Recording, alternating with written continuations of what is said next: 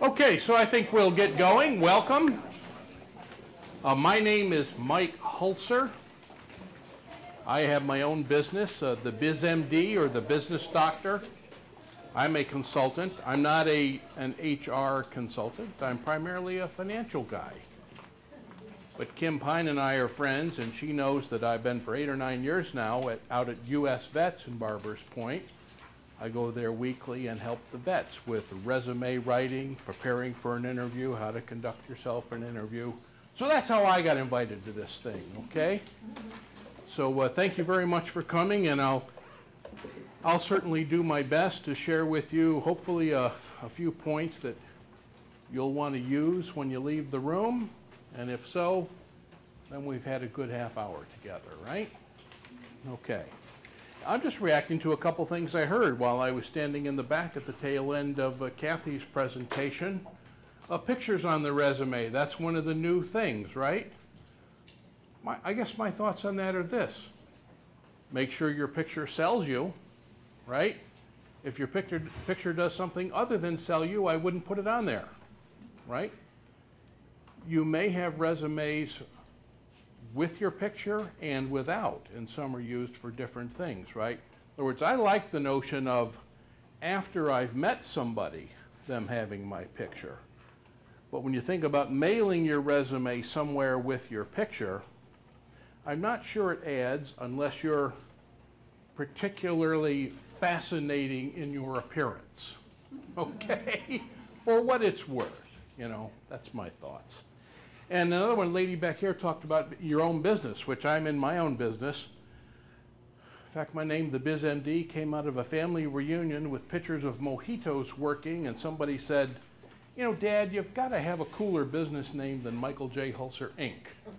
So as we had mojitos, one of the kids was on the PC and found that the BizMD was available, and boom, that was my brand building experience. Okay? But let's talk about resumes.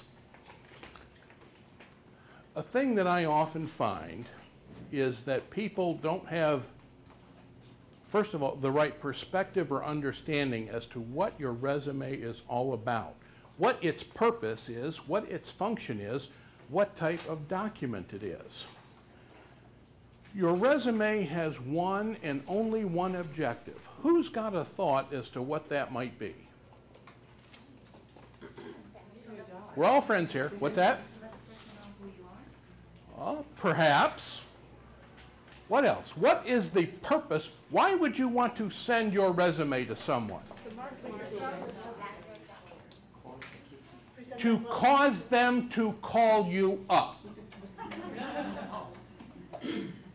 That is the only purpose of the resume. It's not to acquaint people with you or anything. Your resume has the objective of causing someone somewhere to say, I think I want to talk to her, or I think I want to meet him. That's it. Your resume is just like those flyers in the Sunday paper, Best Buy and Sears. I'd like to go down to Sears and get all the tools they're advertising right now. I couldn't use any of them, but I like to have them. Those flyers are designed, aren't they, to make us say, oh, I got to get in my car and go down to Sears today because I just can't pass up this deal. That is what your resume has to do. It has to present you as a deal that cannot be passed up. It is not a biographical document.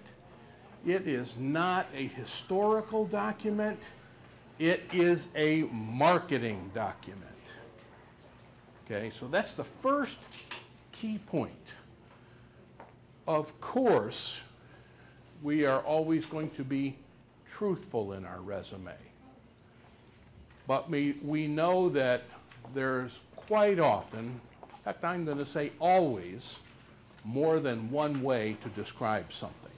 So as we spend our time together, I'll give you some thoughts on how to describe you and your background, etc., on how to help you enhance your chances of somebody calling you up, okay?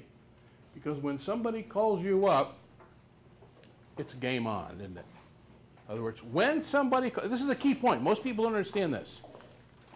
When someone calls you up, that says, according to your resume, you are a perfectly acceptable candidate for the position.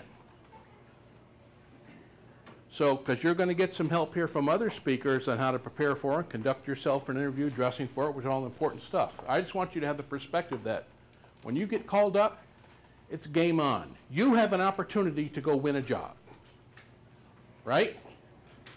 Because, you know, I work with a lot of businesses, a lot of owners, a lot of managers, and I don't know of any of them that are sitting around today with their feet up on the desk saying, huh, I don't have much going on today. I think I'll do some interviewing. No. Most of them are worried about somewhat simple things like, will dinner still be warm when they get home tonight? Will they get to see the kids before they go to bed? So if we have that in mind, that that is the life of a business owner or a business manager, that's a little bit more guidance in what this resume thing is all about, right? Because we've got to grab their attention in a hurry, I help some of my clients in recruiting for more senior positions. And in today's world, if I write a good ad and put it on Craigslist, I can get 50 responses. 50. Now, I don't know that everybody does it exactly like me, but I'm pretty sure of this. No owner or manager out there reads 50 resumes. I can assure you that I don't. By some imperfect process, I get it down to the 10 or less that I want to quickly read, leading to the 3 or 4 I'd like to talk to on the phone to see if they can at least talk intelligently, leading to the 2 or 3 I'd like to meet in person. That's how it boils down. So that's again why I say that when you get that phone call, you're in the game. I tell folks that I work with, when you get the phone call, you should be walking in there saying, I've got a 1 in 3 chance of winning this job. And if I really conduct myself effectively, I'm going to win a job today. But okay, let's back up and talk about resumes and causing that. One thing about it is you can go on the internet or you can go to bookstores and you can find 900 different ideas on how to structure your resume. Call me old-fashioned, but I don't subscribe to most of them, okay? My thoughts are this. The business owner or manager who's going to be looking at your resume, there is some chance they don't even have a resume of their own. Or if they do, it's probably crappy. And if they do, there's a 99% chance that they have the traditional reverse chronological order. Right? You know what I mean by that? That's where you show your more recent stuff first and you go back in time. So my thought is this. I'm going to stay with the odds and present myself in a manner that at least has a chance of being understood by the person who's going to pass judgment on it. So I encourage people to stick to reverse chronological as a basic format, okay? Because I know that when I've got that stack of 50 and I flip through and the next one is one of these whiz-bang concepts, and if in 3 to 4 seconds I can't get a sense of what they've been doing most recently and where they started, it's in the trash can. That's the speed, okay? If I have to figure out their story, don't want to meet them, okay?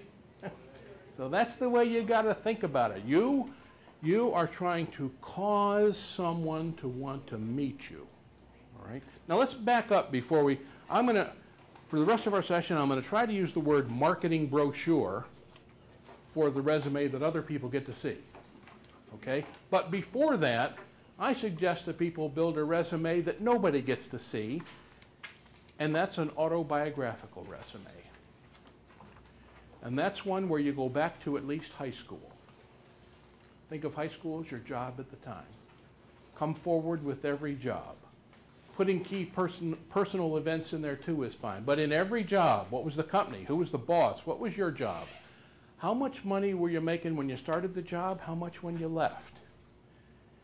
And then lastly, very important, how about results or accomplishments in the job?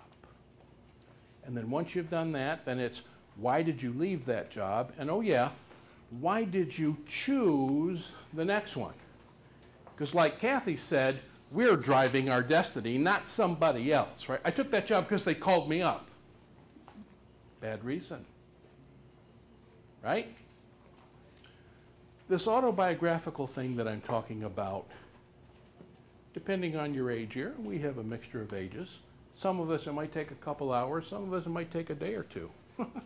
Okay? I have one. Mine's over 20 pages long.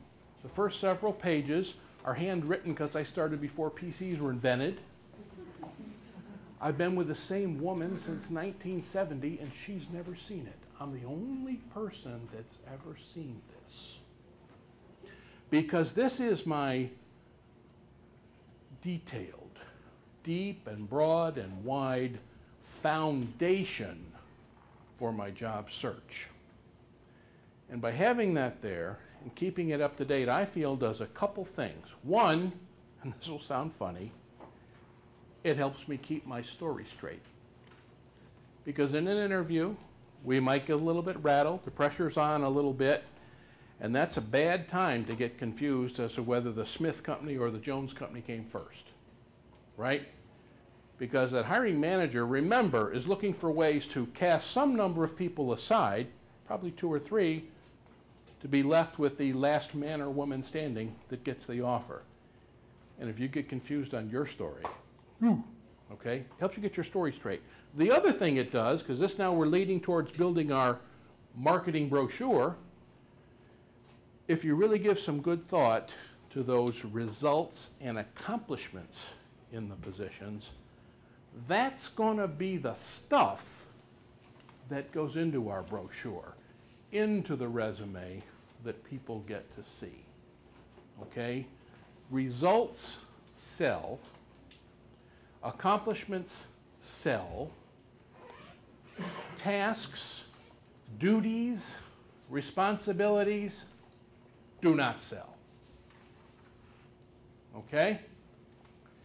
So that's why I started out saying the mindset that you need to be in is marketing oriented.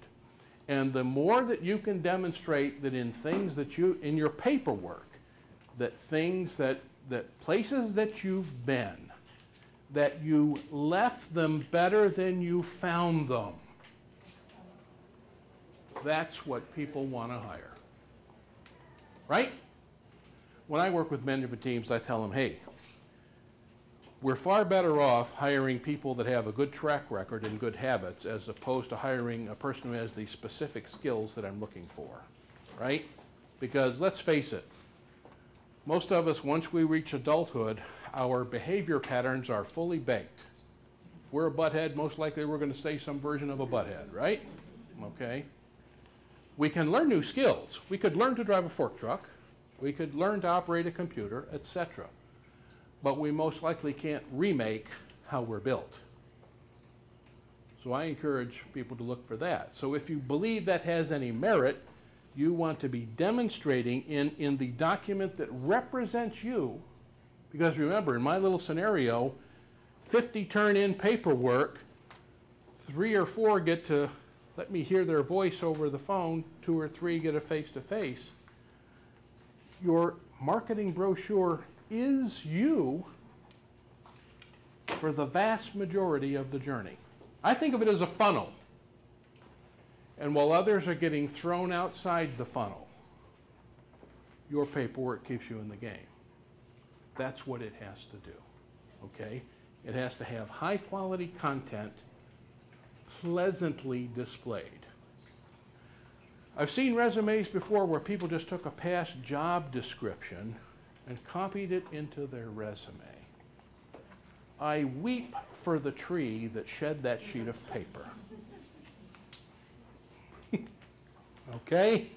That just doesn't get it. A couple of things to stay away from. Your resume nowhere should say something in it like responsibilities included, or was responsible for, or duties included. If your resume says that, you're not selling, you've begun writing your biography.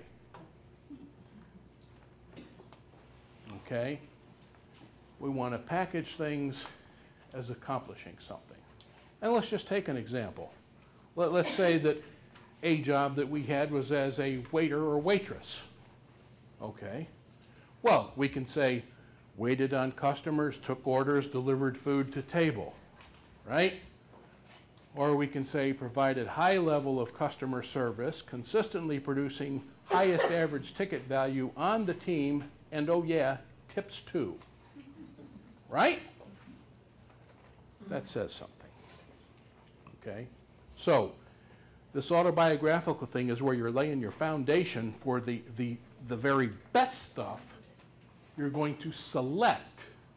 You're going to select it for your marketing brochure, right?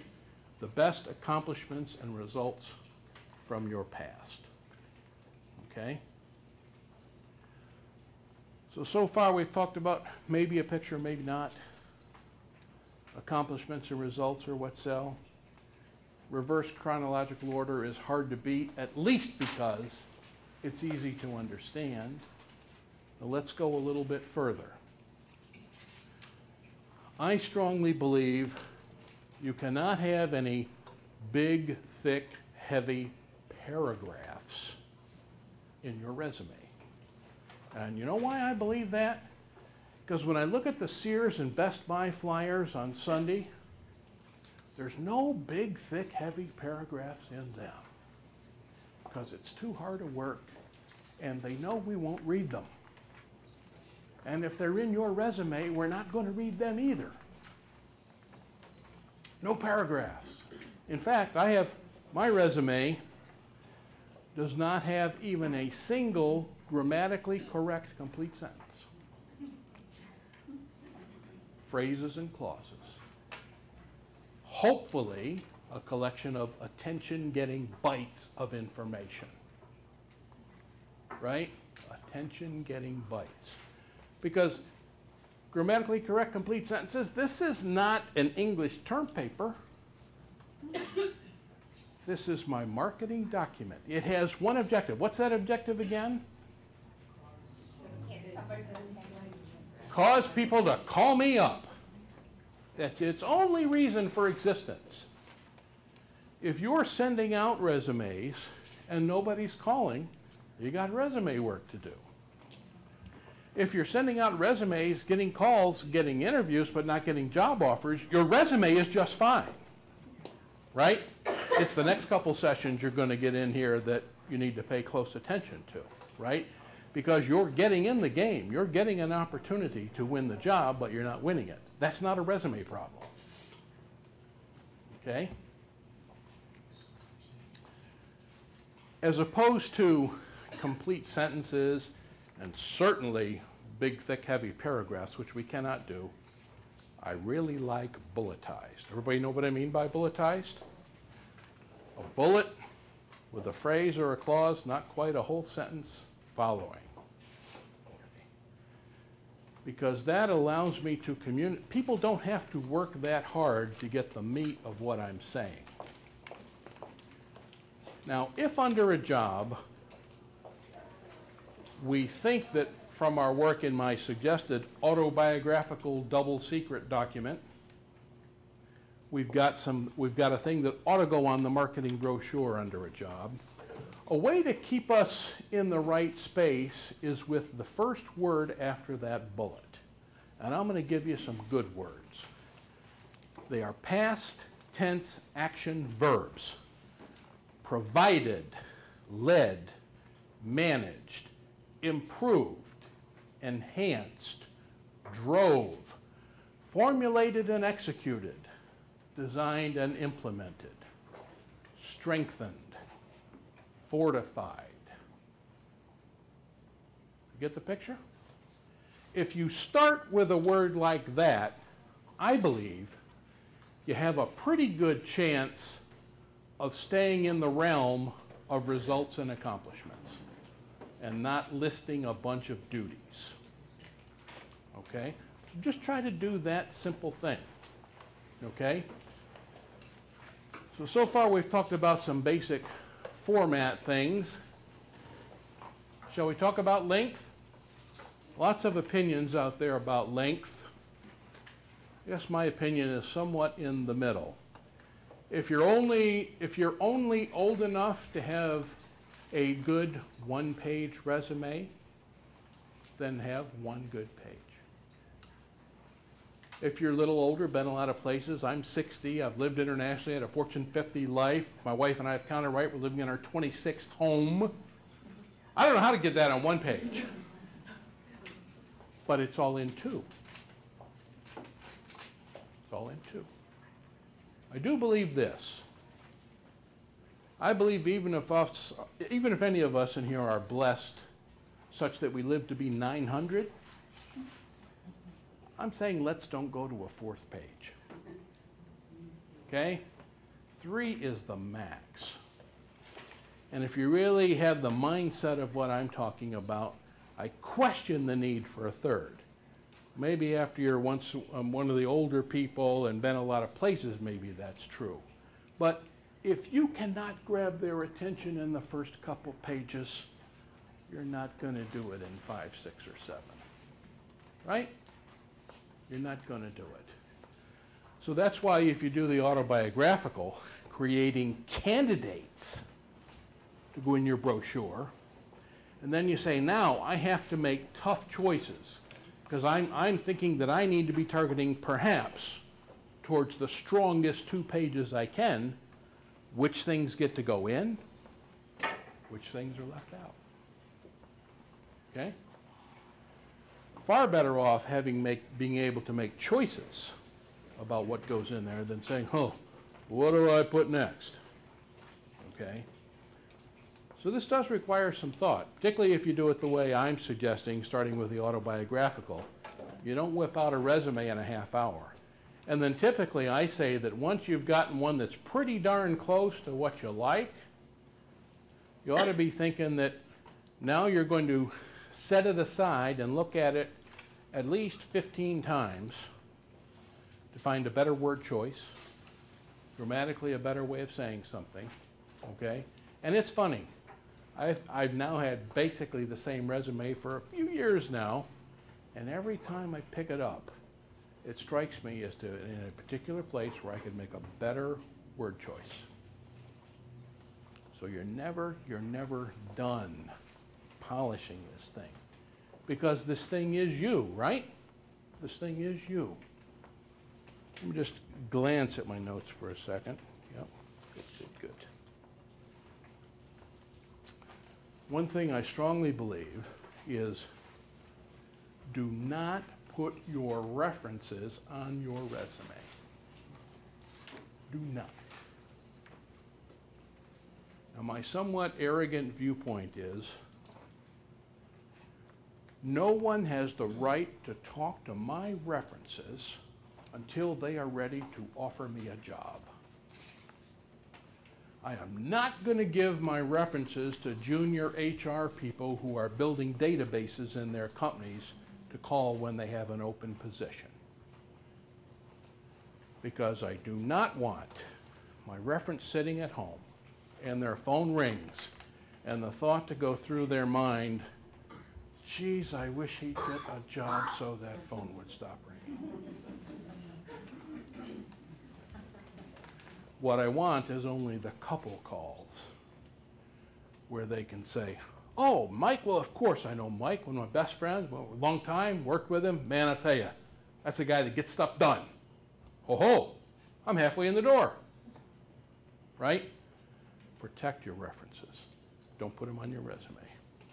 In fact, I believe this strongly about it, even in an interview. If the hiring manager says, I don't see your references here, need your references, I would respond this way. Are you saying that based on our discussion, you're prepared to offer me this position? Because if you are, of course you may have my references. If you're not there yet, however, I'm going to need to hold on to them. Because when I'm in job search, my references are amongst my most precious assets.